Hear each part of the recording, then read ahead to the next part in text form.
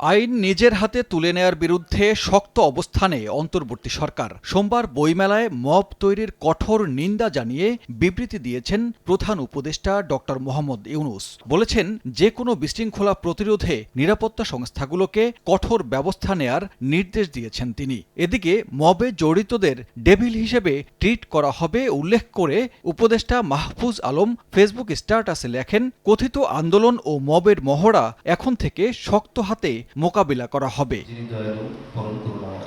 এদিকে মবতন্ত্রকে ভয়াবহ আখ্যা দিয়ে আইন উপদেষ্টা বলেন, সরকারের সব বিভাগসহ সবাই দায়িত্বশীল হলে অপরাধ কমে আসবে। রাজারবাগে দেশের পরিবর্তিত পরিস্থিতিতে মানবাধিকার ও আইন প্রয়োগ বিষয়ক কর্মশালায় তিনি একথা বলেন। ১৫ বছর ধরে সব গুম, খুন ও অরাজকতার বিচার হবে জানিয়ে মামলা তদন্তে পুলিশকে আরও সতর্ক থাকতে হবে বলেও জানান উপদেষ্টা। অর্ধেক পাউডারে দ্বিগুণ উজ্জ্বলতা, নতুন রিন অ্যাডভান্সড অর্ধেক পাউডারে দ্বিগুণ উজ্জ্বলতা। জামিন পাওয়ার পরে একজন মানুষ দেশের আইন শৃঙ্খলা পরিস্থিতির জন্য যদি ভয়াবহ হয়ে ওঠেন, তাহলে সেটা জামিন দেওয়ার ক্ষেত্রে আপনাদের বিচার্য বিষয় হওয়ার কথা। আবার যিনি জামিনের যোগ্য, গত আমলের মতো তাকে জামিন থেকেও বঞ্চিত করেন না। 15 বছরের অরাজকতার বিচার হবে।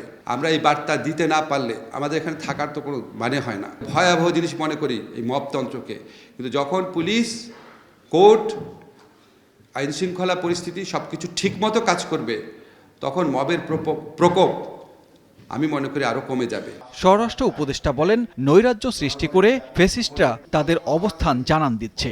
সব অপরাধীকে আইনের আওতায় এনে অপারেশন ডেভিল হান্ট সফল করতে হবে। কোনো সন্ত্রাসী যেন জামিন না পায় সতর্ক থাকার নির্দেশ দেন তিনি। আমরা কোনো অপরাধীকে রাস্তায়, বাজারে, মাঠে, ময়দানে, রাজপথে দেখতে চাই না।